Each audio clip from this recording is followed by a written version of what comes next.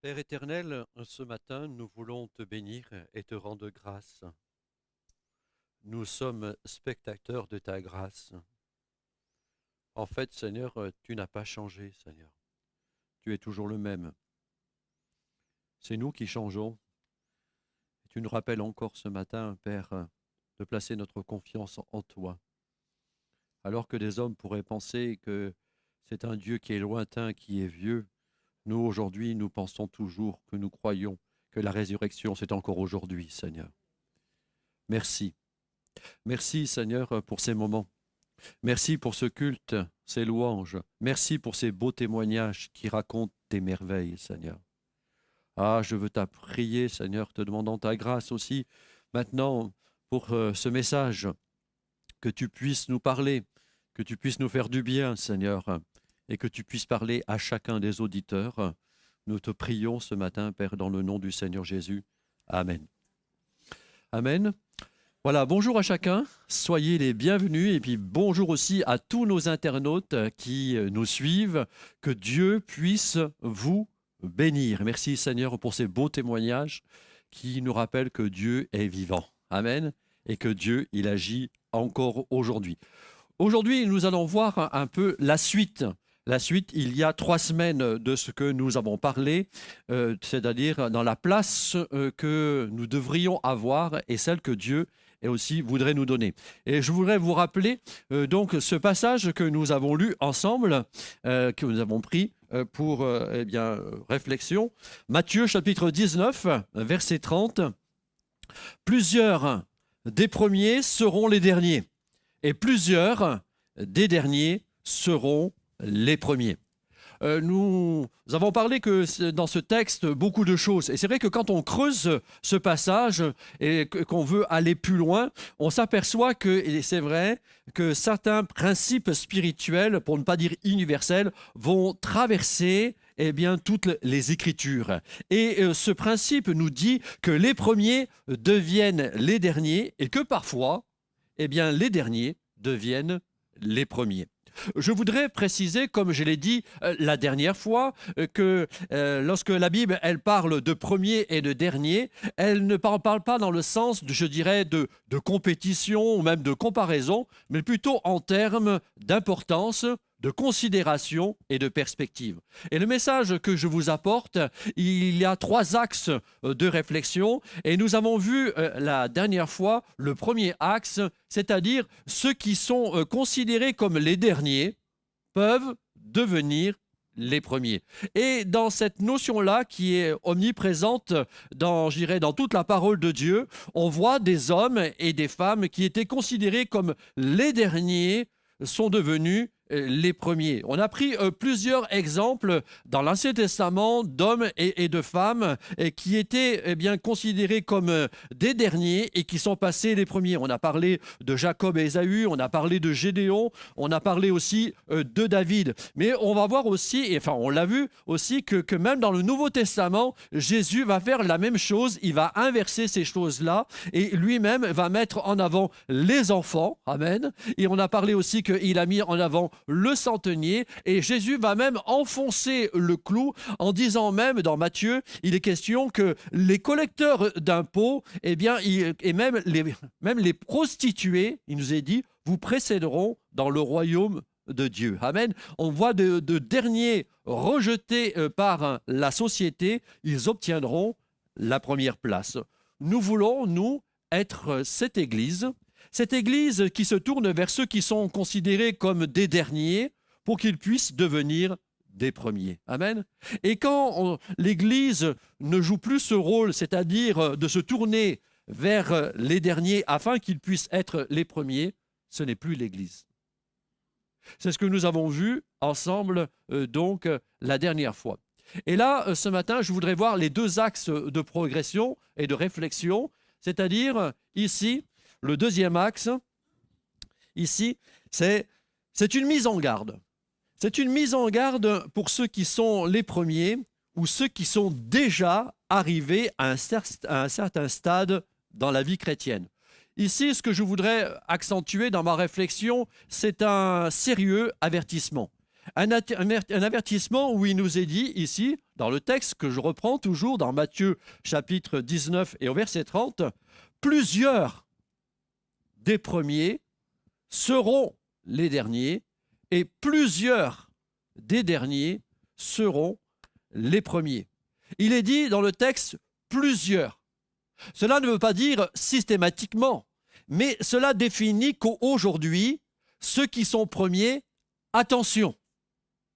Attention, ce n'est pas une place acquise. Je vois que même plusieurs de ceux qui étaient, je dirais, promoteurs, c'est-à-dire prometteurs dans le sens démontrant un vrai dévouement pour Dieu, avoir de belles victoires à leur actif, plusieurs de ceux-là termineront derniers.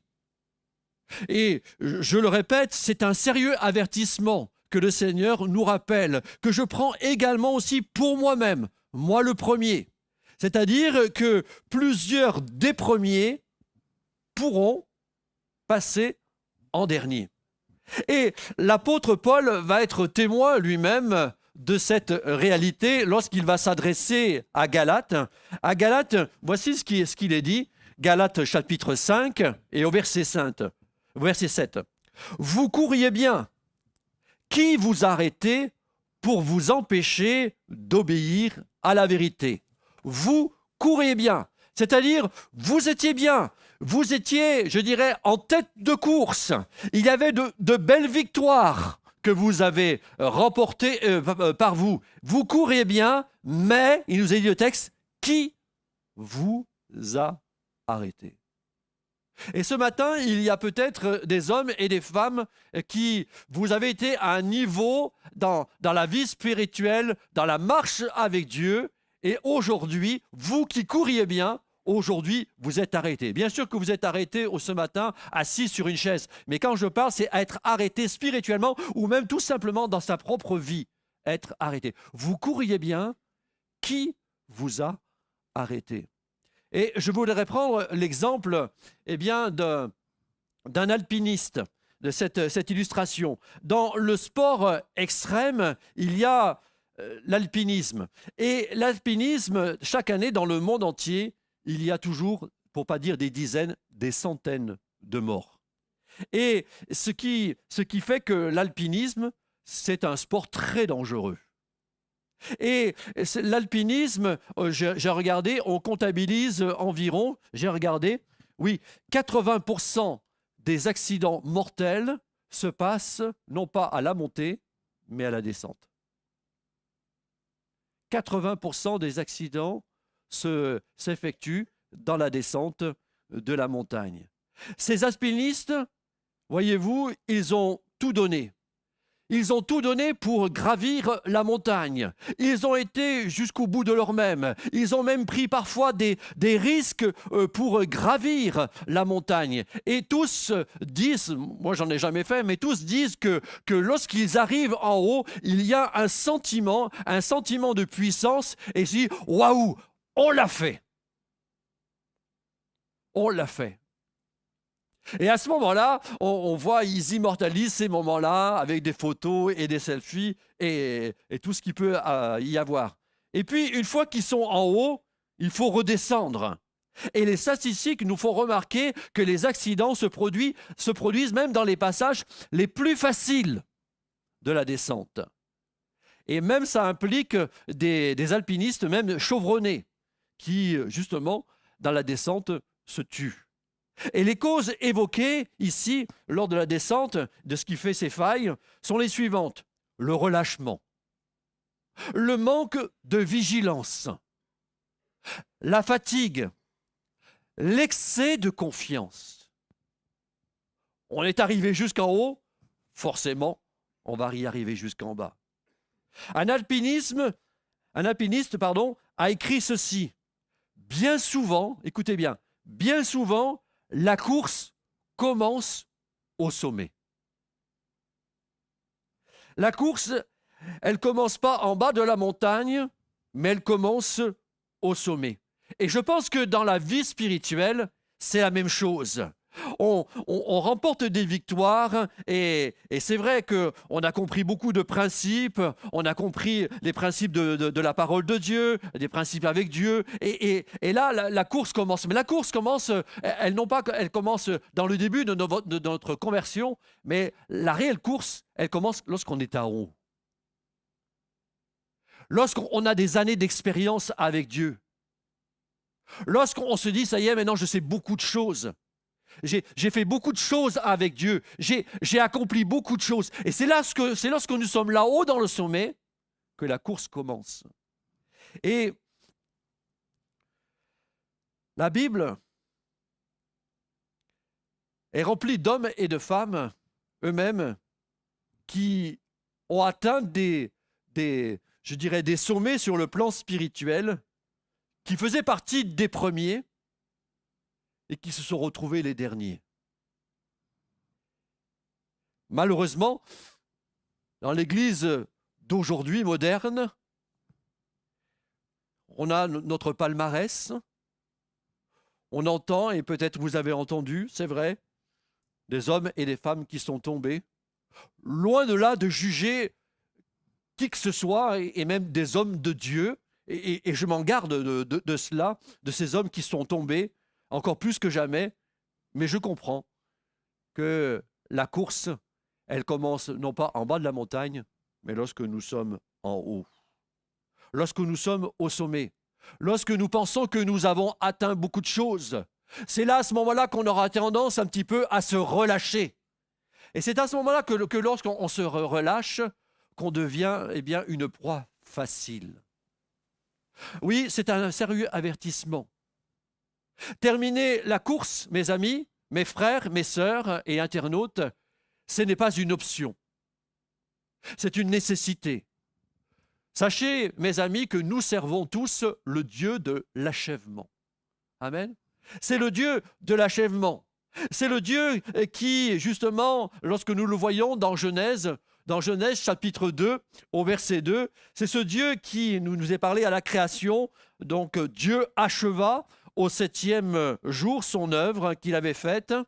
Il se reposa au 7e jour de toute son œuvre qu'il avait faite. La Bible nous dit que Dieu s'est reposé au 7e jour. Mais retenez bien ceci, Dieu ne s'est pas reposé parce qu'il était fatigué. Dieu s'est reposé parce qu'il avait terminé son travail. Amen. Et c'est ça, pour nous, c'est une notion qui est importante. C'est-à-dire que nous servons le Dieu de l'achèvement. Amen. Et là, c'est là que la grâce, elle rentre en compte. Je ne veux pas être terrorisé dans ma vie chrétienne, dans ma marche chrétienne, et avoir cette peur de tomber. Mais je sais une chose, c'est que moi-même, et vous tous, et nous tous, nous servons le Dieu de l'achèvement. Amen. Ça veut dire que ce Dieu de l'achèvement, lorsque nous le prenons dans la parole de Dieu, dans Philippiens chapitre 1 et verset 6, voici ce qui nous est dit dans la version Semeur. Et j'en suis fermement persuadé. Celui qui a commencé en vous son œuvre bonne, la poursuivra jusqu'à son achèvement au jour de Jésus-Christ. Amen. Ce qui veut dire, ce qui me permet encore aujourd'hui à continuer de marcher, à servir Dieu, amen, et sans avoir la crainte de tomber dans la descente et se dire ça va mal se terminer. Non, le Dieu que je sers, c'est le Dieu de l'achèvement, amen. C'est le Dieu qui permet et qui me dit je suis avec toi tous les jours jusqu'à la fin des temps. C'est ce Dieu qui me permet de dire que non pas par mes propres forces, mais par ses forces à lui, je vais pouvoir accomplir son œuvre. Alors mon frère, ma sœur, mon ami, eh bien, si tu te reposes sur tes acquis, tes années de prière et même de tout ce que tu as pu accomplir et que tu peux dire, voilà, j'ai réussi ma vie et tu fais ton selfie sur la montagne, c'est moi, regardez comment je suis, tout ça, fais attention. Parce qu'il faut redescendre. Et combien d'hommes et de femmes et de serviteurs de Dieu sont tombés parce qu'ils n'ont pas su veiller sur leur vie. Mon frère, ma sœur, c'est un avertissement. Mais si tu prends conscience que le Dieu de l'achèvement, il est avec toi, il va poursuivre bien son œuvre avec toi pour t'emmener jusqu'en bas de la montagne. Amen. Et pour moi, c'est waouh, une grande force de savoir que si je tiens, ce n'est pas par mes propres forces, mais c'est par les forces de l'Éternel. Amen. C'est ton Dieu. Et puis, le troisième axe que nous pouvons parler, ce troisième axe, c'est un encouragement. C'est un encouragement pour les derniers ou pour ceux qui le sont devenus. Mes amis, ce qui compte, c'est ce que je disais tout à l'heure à une sœur, ce qui compte, c'est la fin. Rien n'est perdu d'avance. Amen. Et peut-être que quelqu'un a besoin de l'entendre ce matin et qui se dit, moi dans la descente j'ai chuté, c'est la fin et je suis en train de sombrer. Eh bien je te dis, moi, en tant que serviteur de Dieu et de la part de Dieu, eh bien écoute, ce qui compte, c'est la fin. Et je voudrais vous encourager par cette parole ici. Hébreux, chapitre 13, verset 7. J'ai pris la version Tob, elle est très intéressante. Regardez ce qui est écrit. Souvenez-vous de vos dirigeants. On pourrait parler de vos responsables, de vos pasteurs, qui vous ont annoncé la parole de Dieu. Considérez comment leur vie s'est terminée et imitez leur foi. Amen. Je ne sais pas si vous avez remarqué dans ce texte ici, il y a une chose qui m'a interpellé et qui est pour nous un encouragement, c'est que Dieu ne s'attarde pas sur les débuts, voire même les moments chaotiques de notre vie. Dieu ne s'arrête pas sur nos erreurs de parcours, mais uniquement sur leur fin. Vous avez compris? Dieu ne s'arrête pas sur nos erreurs, mais sur la fin. Considérez comment leur vie s'est terminée et imitez leur foi. Tu as peut-être eu, ou tu es peut-être en train de passer par des débuts chaotiques dans ta foi, dans ta marche chrétienne, et il y a peut-être même des accidents de parcours et des erreurs. Eh bien, je voudrais te dire ce matin de la part de Dieu que dans cette partie-là, c'est que Dieu ne considère pas ces choses-là, mais ce qui compte, c'est la fin de toute chose. Et moi, j'ai envie de dire, considérez comment leur vie s'est terminée et imitez leur foi. Et il y a un dicton qui dit, il n'est jamais trop tard pour bien faire. Et moi, j'ai dit, il n'est jamais trop tard pour devenir ce que tu aurais pu être. Amen. Alors, peu importe les pots de banane qui étaient sur ta vie où tu as glissé, peu importe de tes erreurs, et il ne faut pas rester cela. Et ce matin, c'est un encouragement, toi qui pourrais dire, eh bien, je suis le dernier des derniers, je suis le bon à rien, j'ai voulu mettre les choses en place et il n'y a rien qui a pu se faire. Eh bien, ce matin, la parole de Dieu pour toi, mon frère et ma sœur, c'est que, eh bien, toi qui es peut-être le dernier, tu vas devenir le premier. Parce que Dieu, ce qu'il te demande, c'est de bien finir ta course. Amen. Alors si tu aimes ton âme, donne-lui une destinée. Et la destinée, la meilleure que tu pourrais avoir, c'est d'être là-haut, dans le ciel. Alors ce n'est pas, oui, mais c'est mon père et c'est ma mère et c'est mes frères et mes sœurs. Oh, ça serait le bonheur. Ou le malheur. Tu es responsable de ta vie. Tu es responsable de ta vie, même si tu as mal commencé ta vie, même si l'Église, même s'il y a eu un serviteur de Dieu qui t'a piétiné, peu importe, relève-toi, car ce qui compte pour Dieu, c'est la fin de ta vie. Alors, imite ceux qui ont terminé. Ne regarde pas aux erreurs de ton père, de ta mère, qui était même chrétien, même du pasteur, des erreurs qu'il a pu faire, même de ton responsable, mais regarde leur fin. Regarde comme Dieu regarde. Et considère comme Dieu considère les choses. Ouh. En prêchant, je me fais du bien. Alléluia. Alors, on peut continuer à entretenir une mentalité de victime, une mentalité de fatalisme, ou une mentalité de défaitisme. On peut continuer de dire, eh bien, j'ai tout gâché, j'ai tout raté, je suis un bon à rien. Souvent, je m'étais rentré ça dans ma tête. Parce que mon père, il me disait pendant des années, t'es un bon à rien, tu feras jamais rien de ta vie. Ben, j'ai envie de dire, mon pauvre père qui est parti, ben, papa, aujourd'hui, je suis un pasteur. Je suis un serviteur de Dieu. Eh bien, je voudrais que tous les bons à rien puissent être des serviteurs et des servantes de Dieu. Amen. Ne vous laissez pas gâcher votre vie par des paroles. Dieu, ce qu'il considère, c'est la fin. Alors, soit je peux rentrer dans cet esprit-là et de dire, eh bien, j'ai tout perdu, tout ça, eh bien, c'est tant pis. Ou alors, je peux réagir et je peux prendre conscience de ma destinée qui est entre les mains de Dieu. Amen. Et ma destinée entre les mains de Dieu va me permettre de finir ma course. Mon frère, ma sœur, il n'est jamais trop tard pour devenir ce que tu aurais pu être. Amen. La course, il faut l'écrire, cette course. Elle n'est pas encore écrite. Tu as un stylo dans tes mains. Qu'est-ce que tu vas écrire ? Oui, je peux changer le cours de l'histoire. Je peux redécider des choses qui ont été décidées avant. Amen. Oui, je peux écrire la fin de ma vie. Ce qui compte, c'est la fin. Ce que Dieu, il veut pour toi, mon frère, ma sœur, mon ami, ou toi qui écoutes, ami internaute, ce que Dieu, il veut, c'est que tu puisses écrire une vie victorieuse, une vie heureuse. Amen. C'est ce que Dieu veut. Et j'aime ce passage que je vais vous montrer. C'est pour moi un passage qui est bon, et une sœur va s'en rappeler de ce passage. C'est le psaume 118, verset 17. Regardez ce qui est écrit. Je ne mourrai pas, je vivrai et je raconterai les œuvres de l'Éternel.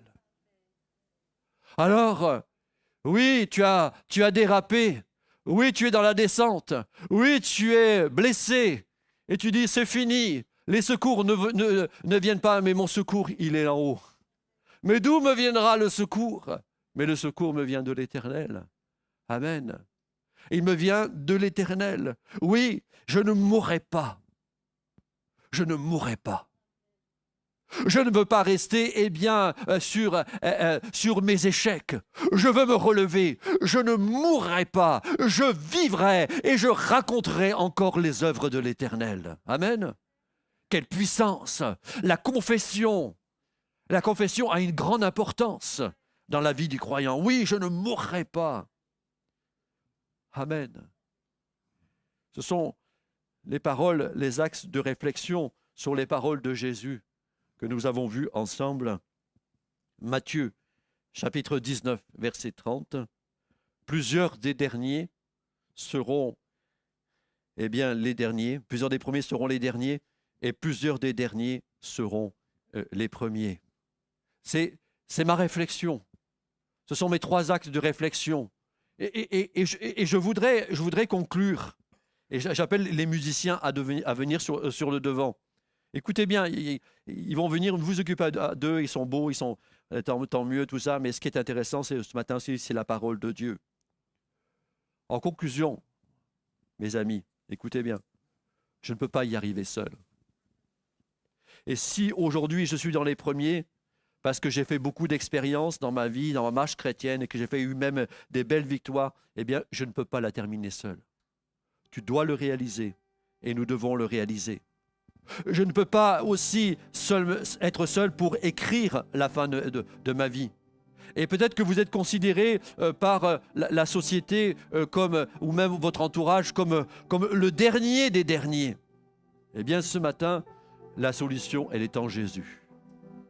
Oui, on est dans un culte, on n'est pas dans une réunion d'évangélisation. Oui, je sais bien. Et quoique, qu'est-ce qu'on peut dire? C'est une réunion d'évangélisation, c'est un culte. Qu'est-ce qu'on peut dire? Mais j'aimerais que vous puissiez lire avec moi ce que j'ai écrit. Jésus qui était le premier s'est fait le dernier pour que je puisse devenir premier. Amen.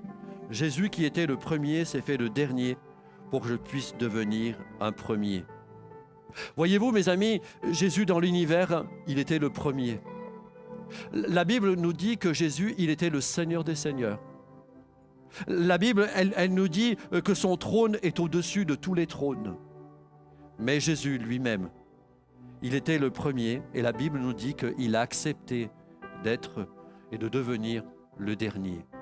Et c'est pour ça que l'apôtre Paul va dire dans Philippiens chapitre 2 verset 6, « Existant en forme de Dieu, il n'a point regardé comme une proie à arracher d'être égal avec Dieu, mais s'est dépouillé lui-même en prenant une forme de serviteur, en devenant semblable aux hommes, et ayant paru comme un simple homme. » Jésus, mes amis, il a choisi la position la plus humble.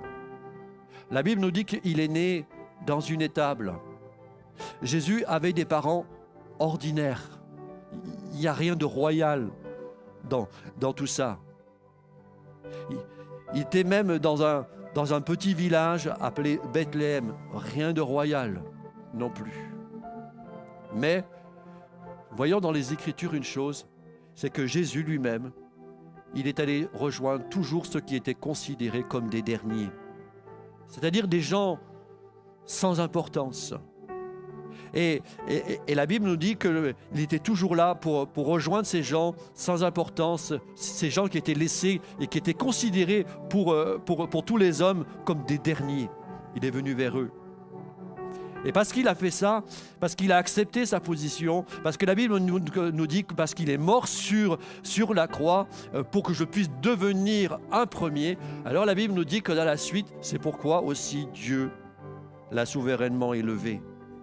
Et lui a donné un nom qui est au-dessus de tout nom. Amen. C'est le nom de Jésus. Amen. Alors, mon ami, ce matin, alors que nous sommes là ensemble, pour que je puisse remporter cette victoire, il faut que j'accepte que Jésus soit le premier dans ma vie. Il faut que j'accepte que lui soit le premier et qu'il passe devant moi. Alors la question se pose pour moi comme pour chacun d'entre nous, c'est alors, qui est assis sur le trône de ton cœur? Qui? Est-ce que c'est toi ou est-ce que c'est Jésus? Je suis conscient que ce matin, je parle à des croyants. J'en suis conscient. Mais, mes amis, si nous voulons avoir de la réussite, laissons la place à Jésus. Parce que si nous laissons la place à Jésus, le premier dans notre vie, lui, il va vous conduire. Non seulement au sommet, mais aussi dans la descente. Parce qu'en lui, il y a des projets d'avenir. Amen. Je dirais, il y a des bénédictions. Et même si vous trébuchez, lui sera toujours là pour vous relever. Alors, laissez-le comme premier dans votre vie. Amen. J'aimerais qu'on puisse passer un chant d'appel et après quoi je ferai un appel. Amen. Jésus, me voici devant toi, Jésus. Je me prosterne à la croix, Jésus.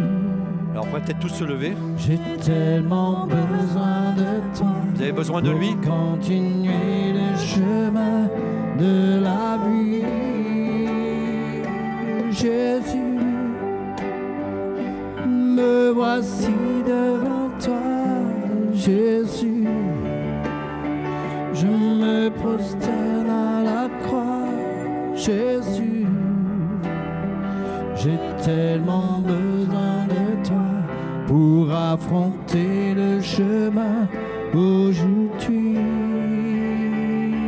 Jésus.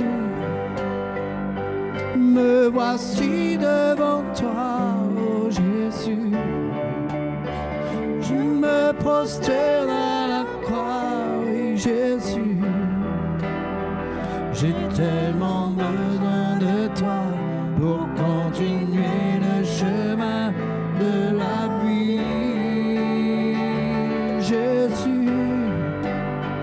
Me voici voici devant toi, oh Jésus.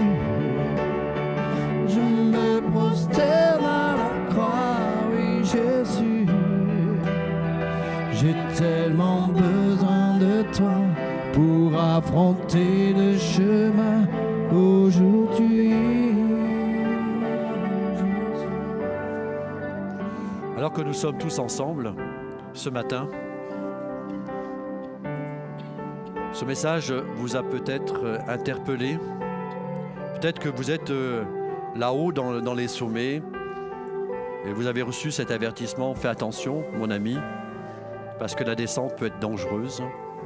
Peut-être que vous êtes tout simplement considéré comme un dernier par rapport aux uns, par rapport aux autres. Et vous avez trébuché. Et Dieu vous rappelle encore ce matin que ce qui compte, c'est la fin de toute chose. On peut avoir mal commencé sa vie, mais ce qui est important pour Dieu, c'est de bien la finir. Alors que nous sommes ici, tous ensemble, et moi le premier,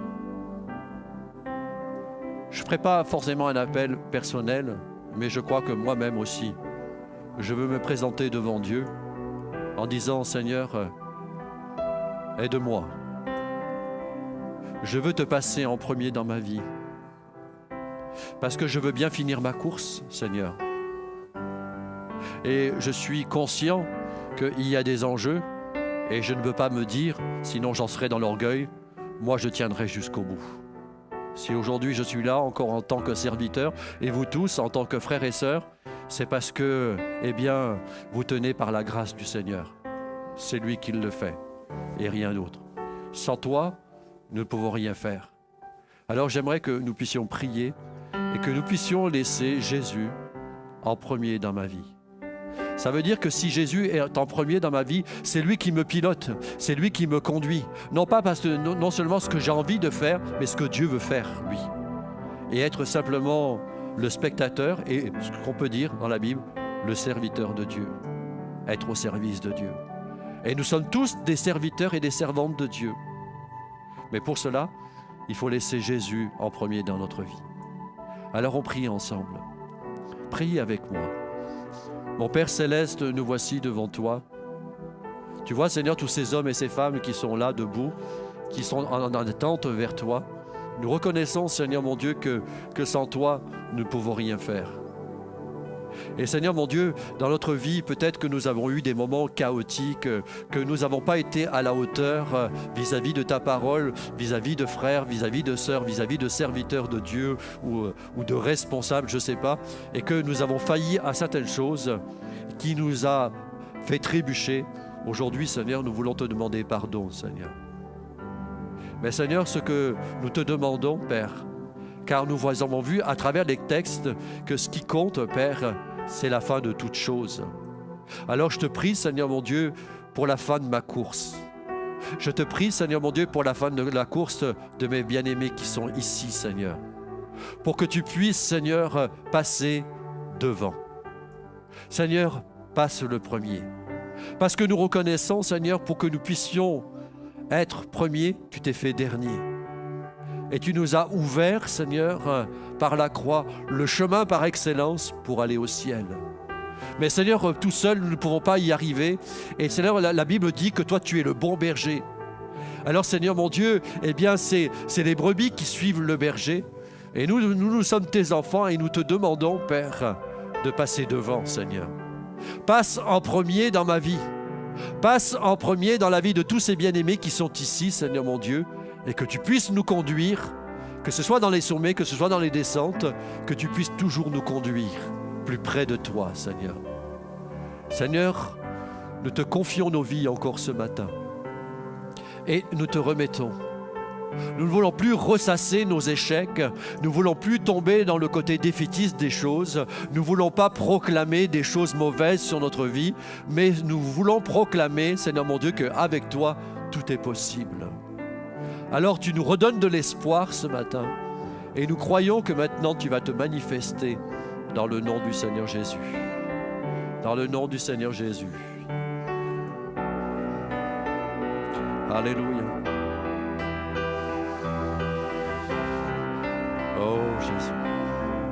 comme une prière. Jésus, me voici devant toi, Jésus. Je me prosterne à la croix, Jésus. J'ai tellement besoin de toi pour continuer le chemin de la vie. Jésus, me voici devant toi, Jésus. Je me prosterne à la croix, Jésus. J'ai tellement besoin de toi pour affronter le chemin aujourd'hui. Jésus, me voici devant toi, Jésus. Je me prosterne à la croix, Jésus. J'ai tellement besoin de toi pour continuer le chemin de la vie, Jésus. Ah, merci Seigneur. Tu bénis, Seigneur. Alléluia. Merci mon Dieu. Merci pour ces moments, Seigneur. Que toute la gloire t'en revienne. Tu fais, Seigneur, de plusieurs des derniers, des premiers, Seigneur. Alléluia. Nous prenons tout avertissement de ta parole et nous te disons merci, Seigneur. Garde-nous, Seigneur. Garde-nous dans cette journée, garde-nous, Seigneur, dans toute cette semaine, afin que tu puisses être toujours le premier de notre vie, mon Père céleste. Oui, Père, nous t'aimons. Oui, mon Père, nous te bénissons. Dans le nom du Seigneur Jésus. Amen.